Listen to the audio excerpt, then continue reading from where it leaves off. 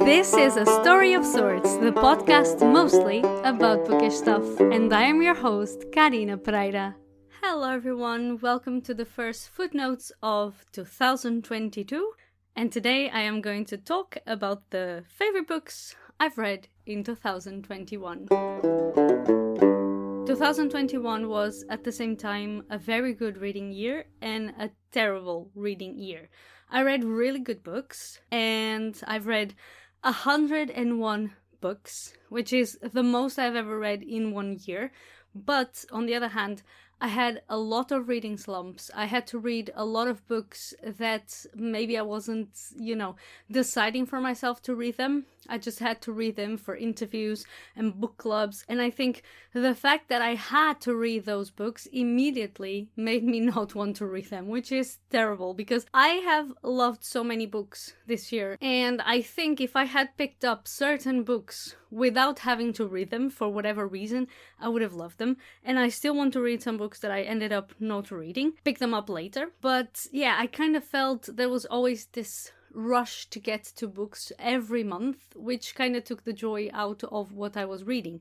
Actually, I have written a post for Book Riot about that, about how I've read 100 books this year, actually 101, but that is not something I'm going to be aiming to do ever again. Not because I don't think I've gotten anything from those books, I definitely did, but because especially in December, I got to the end of November and I had read 90 books. So when you're that close to the end of the year, but you still have a month, you kind of wanna, aim for the 100, for the round number. So it kind of ruined it for me, especially because at the beginning of December, I took a long time to read a very short book that I thought I was going to read in 2 or 3 days. And that was not the case. So if it wasn't for audiobooks, I actually wouldn't have reached this number, but I always listen to audiobooks on my way to work, so that helped. But this is definitely not something I'm going to aim for next year. I'm going to relax about how many books I read every month, because I think that's how you should consume literature. You should read because you want to read them. You should have fun while reading it. You shouldn't have to rush through the story, and I think it will make me a world of good to just be able to think about what I'm reading better instead of always focusing on the next book that I'm going to pick. And I am also going to try and see if I can, I'm not saying DNFing books is exactly a good thing. I think it is like a neutral space. It's not bad, it's not good. Like if you DNF a book, you make space for other books that you want to read and are good for you. But I also think that you are able to pick up books that you DNF'd later. Maybe you were just not in the mood to read those books at the time. So I think I'm gonna keep all these things in consideration. Maybe come back to books I gave up on, or authors I didn't like at first, which is something that I do very often. I don't like an author or a book by one author, and then I never pick that author up again. It's just it's over. You didn't get my attention on the first book I read, so I'm not gonna try again because I'm afraid I will be disappointed, and I also want to change that. But those are the things I want to do as a reader. I want to be more conscious and, take more time to immerse myself in the books. But right now, we are going to talk then about my favorite books of 2021. I did a top 5. I actually wrote about them for Bored to Death Book Club, which is hosted by Esme the Hare, and I interviewed her for last year. I think it was the 2nd episode of the season, so you can listen back to it if you want. So because she was asking people to choose their 5 favorite books of the year, I just decided, you know what, I'm gonna do a top 5, and I'm gonna be very strict, because last year last year was an amazing year reading wise. I've read so many amazing books. Sorry, I said last year, but by last year I actually mean 2020. And at the end of the year, I actually had a list with 25 favorite books because I could not reduce it more, or at least I didn't try. And it's so many books. And for this year, I was like, no, I'm gonna choose my 5 favorite books of the year, and that's it. So I wrote to Bored to Death Book Club about it, and I'll leave the link in the show's notes if you want to read it. But today I'm going to talk about those 5 books, but I am actually starting with a honorable mention. So books that if I had given myself permission to, do a longer list of favorite books, I would definitely have included. But these books I am not reviewing them. They are already reviewed on my Instagram, so you can find them all there. But I am going to mention them so that you know the other books that I also really, really loved last year. And then I am going to go into the top 5 and talk about each of them with a little bit more detail. So let's get into it. Honorable mentions. Sisters by Daisy Johnson, The Long Dry by Conan Jones, The Kindest Lie by Nancy Johnson, Milk Fed by Melissa Brother, Yolk by Mary Kay Choi, The Seed Keeper by Diane Wilson, Firekeeper's Daughter by Angeline Bully, I think that's how you pronounce her name, Bully, The Guest List by Lucy Foley, and The Anthropocene Reviewed by John Green. As I said, I have reviewed these books on my Instagram account. I probably talked about them before, during last season. But these are like the books that I really, really loved last year as well. And now this is the top 5, and it is in order. So I'm actually like going from the least favorite to the most favorite, even though, take into account that they were all very much favorite books. So they're all amazing in their own way, but it's just like some of them stayed in my mind more than others. And actually the first one, the one that I loved the most, I want to reread it for sure this year. So let's get into it. The first one was, or in this case, like the last one from the favorites was Cantoras by Carolina de Robertis. This book was referred to me, or actually referred to their followers by Casey the Reader on Instagram, because they really loved this book and I saw them talking about it very often, and I ended up buying it. It actually is, I have a feeling it's not wide known, even in the queer accounts that I follow, but I also think that the accounts that I follow that talk a lot about, sapphic retellings are very often more focused on young adult and romance. This one, Cantoras, it takes place in Uruguay and during the dictatorship. And there are these 5 women that come together and get to know each other. And they are a little bit of like a safe haven for each other during that time, during the time of dictatorship. And obviously, during that time, it was also illegal to have a relationship with someone of the same gender. So they eventually find a place by the sea, and it becomes like their little island, their little place where they come back often to be with each other and to be individually themselves. So throughout the years, because the story takes place throughout many years, you see how their relationships develop, both friendship as romantic relationships. You get to know each one of the characters, and the amazing thing is that, at least personally, I could not really find one woman that I liked more than the other.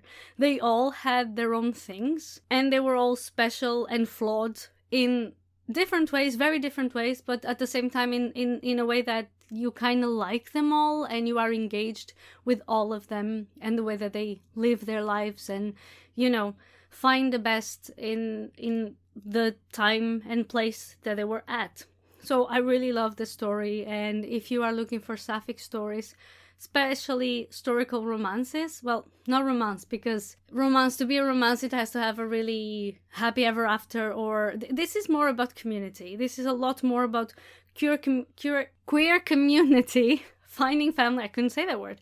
This is really about queer community, found family, and of course, the fear of a dictatorship, the fear of living your life in a place that doesn't allow you to be who you are, and yet finding people who accept you for who you are. I really, really loved it. The second one, a very known one, at least on Instagram, social media, Pachinko by Min Jin Lee. I absolutely loved this story. It is a story of immigration. It is a story of a time in history that I really honestly knew nothing about, and it's about Korean immigrants going to Japan. It's a story across generations. So it's a really long book. Actually, it was the longest book I've read this year, according to Goodreads. But every single detail in the story is important to the story. I do not feel like the author has decided to just, tell you things and show you things that are not important to the story, even though the book is so long. And I absolutely love the narrative. I loved the story. I loved the characters, and it's curious how you kind of go, from generation to generation, and you get involved in the story of those people. I absolutely loved it. So if you were, kind of considering, oh, it's a long book, should I read it, should I not, go for it. I do not like big books, and I cannot lie, but I absolutely love this one. The audiobook is amazing, so, if you're a bit worried about picking up the book in print, pick it up in audiobook. It's amazing. I have a few codes for Libra FM that you can use. Check the show's notes. Tender is the Flesh by Agustina Basterrica. I listened to this book on my way to work. It's absolutely terrifying. I've said this before, and I will continue to say this every time I talk about this book. It is under the horror genre, but horror does not define, it is not enough to talk about this book. Because it is completely out. It's not just scary. Like, it isn't scary. But to think about it and to compare it to the way that we view, for example, animals and eating animals right now as humans, it is disturbing. And I am a meat eater. But Tender is the Flesh talks about a world in which a virus swept the earth of animals. So animals don't exist anymore. They died from that virus. So people started growing humans for consumption. They started the same way that we do with cattle. They started to create humans merely to be consumed, to be eaten by other humans. A second-class human, if you will. And the things that happen there, and I think what's the scariest or the most terrifying thing about the story is that it is so believable in a way. You hope, humanity will never get to it because we don't need to consume and to eat as much meat as we do on a daily basis. But the things that the metaphors that they use to the way that even they kill human beings, like, oh, this is the humane way to kill this human being, and you kind of realize there is no humane way because you are literally killing people. And like, if you think about animals in the same way, and now we disrespect them, and now we kill them, and now we just eat them, and now we made that so, such a normal thing in life. The way that we do it, I'm not saying that people shouldn't eat meat at all, but the way that we do it is just, it's terrible.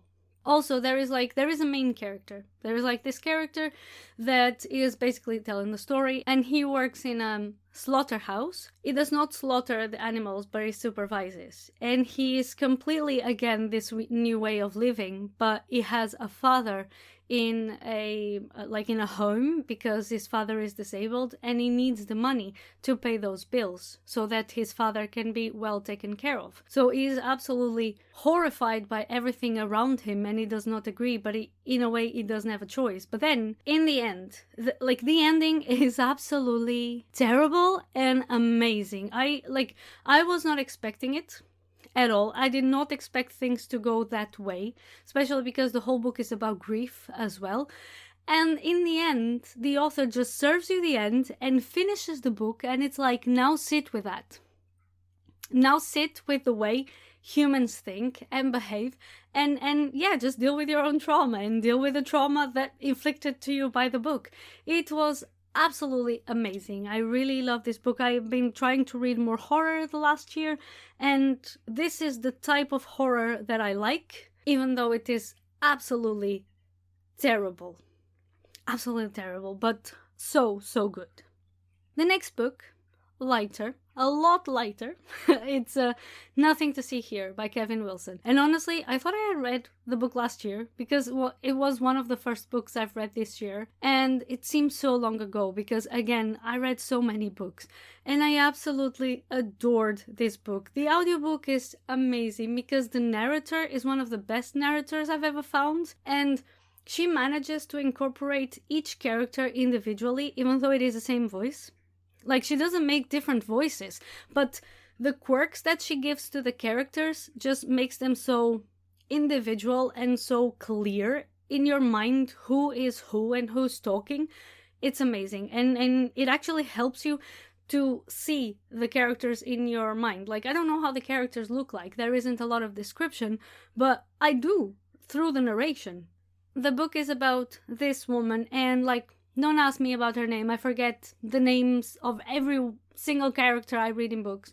But anyway, there's this main character, and she gets called in by someone who used to be her best friend in college. And she gets called in by her to become babysitter for two of that best friend's step kids, a boy and a girl. The thing that the best friend forgot to mention is that the kids set on fire. So the main character goes to the house because she has nothing to lose. She is like in a rut in her life. So she goes to the house, and then the best friend is like, maybe I should mention this, that I did not. And that's why we need your help, because we can't just hire anyone. And yeah, it's very like, my husband is a politician, so we need to kind of contain the situation that literally my stepkids burst into flames at random times. So the whole story is about this character and the relationship that she develops with the kids and how she tackles the situation at hand and deals with whatever is causing the situation. But it is very sad in a sense, because this obviously comes from trauma as well. And every single one of the main three characters, let's say the main character and the kids, has trauma to deal with, and and they kind of find each other even though they did not ask for that. But it is extremely funny. Like, the book is hilarious. The way that Wilson writes is it just makes you laugh and cry at the same time. So he kind of picks up this terrible situation and it just makes it funny. And I absolutely loved it because it's light, even though it deals with a very heavy theme. It's very light, and well, it's not cozy, but if someone is looking for a read that kind of makes you feel good at the end of it, this one is perfect. The first, my favorite book of this year that actually went into my list of favorite books ever is a book that isn't yet out. It comes out in April, the 22nd, if I'm not mistaken, and it is called Sea of Tranquility by Emily St. John Mandel. I had never read anything by the author before, even though she is very well known. But when the book came into, Edelweiss and NetGalley, I kind of got a bit of FOMO because everybody was talking about it. Oh, there's a new book by Mandel. So I immediately requested. Luckily, I got approved, and I decided, okay, let's try it out. Let's see why everybody's so excited. And let me tell you, it's amazing. The writing is amazing. The characters, I became so emotional reading it. Like, there's so much to unpack in that book. And the story is basically, it plays with the idea of what if we are a computer simulation, right? Which is a theory that has been going around for a while. What if Earth, what we experience as human beings is nothing more than a computer simulation? The story focus on it takes place in different eras. So you have a guy from the past, and then there's someone from the present, someone from the future. There's many more characters, but there are, like, I think 2 or 3 main characters for each era and for each story. And you kind of see the story developing with the premise. You start figuring out the premise, and then in the end, honestly, I think mainly because it goes towards something that I believe myself, the book really gives you hope. Like, it is such a hopeful story. And like I said, it is very well told as well. I loved the narrative. I loved the way she writes. Each character is so well developed, and you get to care so much for each character, even though you don't spend like an awful lot of time with them. It's not like a super long book, but you get to care for those characters so much. And in the end, it just ends up giving you so much hope, and so much hope for humanity. And I don't know, it just struck a chord with me, and I really enjoyed it. I have, in the meantime, read Station 11 by the same author. I started it in December, and then I finished it on the first day of the year, so it was my first book of this year. It's amazing, but I still liked Sea of Tranquility better. I still think it is better than Station 11, which is saying a lot, because Station 11 was absolutely amazing. So I will not stop talking about this book until it comes out, and then I'm gonna reread it when it comes out. I already decided I'm gonna pre-order it, and I'm gonna reread it again, because it's just like a balm to the soul. Even though you spend a lot of the time worried in the book, It's absolutely amazing. So if you were thinking about, or if you were considering buying this book, you have my seal of approval to do it. Not that you need that, but just know that I really loved it and I think it's really worth it. So these were my top 5 books of the year, and I hope that this helps you to maybe get into a book, or if you have different idea from me, if you have read any of these books and you're like, Karina, the book was just not it, come talk to me. I'm always open to chat about books on Instagram. As I have explained before in the last episode of last season, I am going to have one interview a month. I am going to have an episode where I either talk about the books I have read or I recommend one book specifically, maybe both things even. That is the plan. But I'm very happy to be, doing these episodes again and to talk to you about the books that I read. But sometimes this feels a bit lonely because it's just me telling you what I like. So if you can, just come chat with me on Instagram about the books you have loved last year. Next month, I will get a little bit into the books that I have read in January, so stick around for that. You can access today's show's notes via my pod page, which you can find along with all of my social media links at linktree/Karina Pereira. If you have enjoyed this episode, please consider supporting A Story of Sorts on Patreon. Patreon is a platform which allows you to contribute monthly to the podcast in exchange for extra content, such as early access to episodes, a shout out at the end of an episode and on Instagram, and choosing a theme for me to talk about on the podcast. You can become a patron at patreon.com/A Story of Sorts. Leaving a review would also be highly appreciated. Don't forget to subscribe to get a notification when the next episode hits. I'll talk to you then, and thank you for listening.